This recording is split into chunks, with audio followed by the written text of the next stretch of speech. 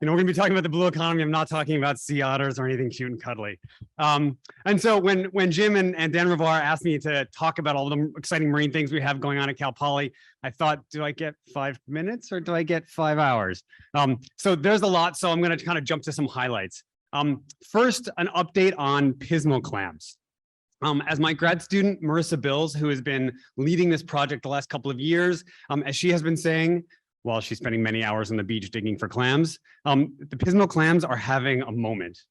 You may remember that clams used to be very abundant on this coast, but had declined for many decades. Over the last several years during our monitoring, those numbers have been increasing.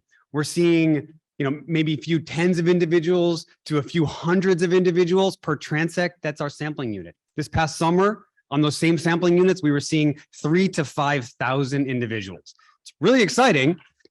So there is some good news in the ocean. Of course, we don't know exactly what's going on. We've got some hypotheses and we keep working on this. And as you can imagine, it takes a huge amount of effort to do this work.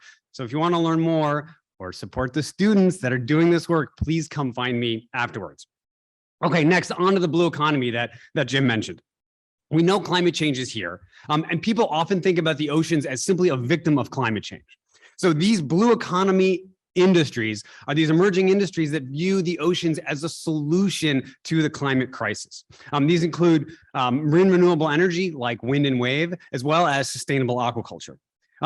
So you probably heard about the push for wind energy off our coast, and we've been involved in a lot of that work. And you may have also heard about some of the discussion to repurpose Diablo Canyon whenever it closes, and we'll hear more about that later today, as the global center for marine renewable energy.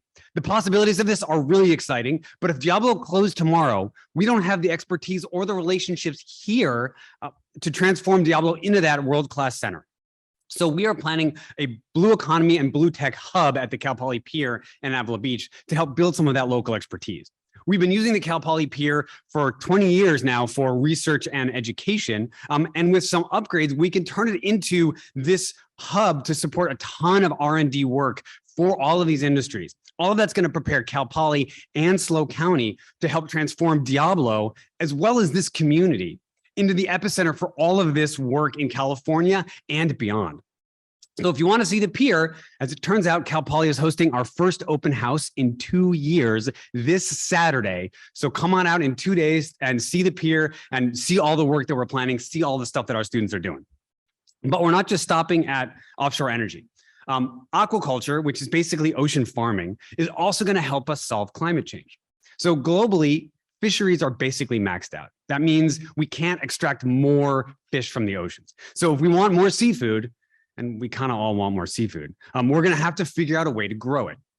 Of course, this is already happening, but a lot of that work is happening in Asia, right? And it's happening in places with very poor environmental standards, with very large carbon footprints, and really poor treatment of the workers involved. So we think that we can do this better, and we think we can do this better here.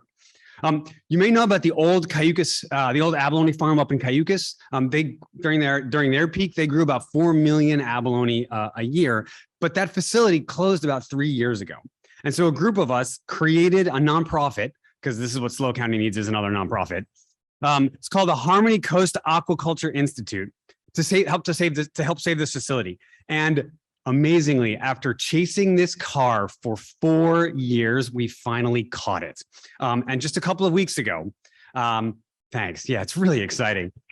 This institute that we created acquired the old abalone farm incorporated assets and signed a 30-year ground lease with the new property owner. Yeah. We had a lot of help from NOAA Fisheries, from Nature Conservancy, from Creeklands Conservation, and a private donor. And so together, we're going to transform this into a center for marine aquaculture, innovation, entrepreneurship, conservation, research, and education.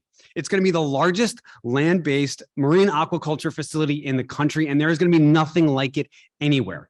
And our goal is to support commercial operations and conservation aquaculture that meet the highest environmental standards with the lowest carbon footprint possible.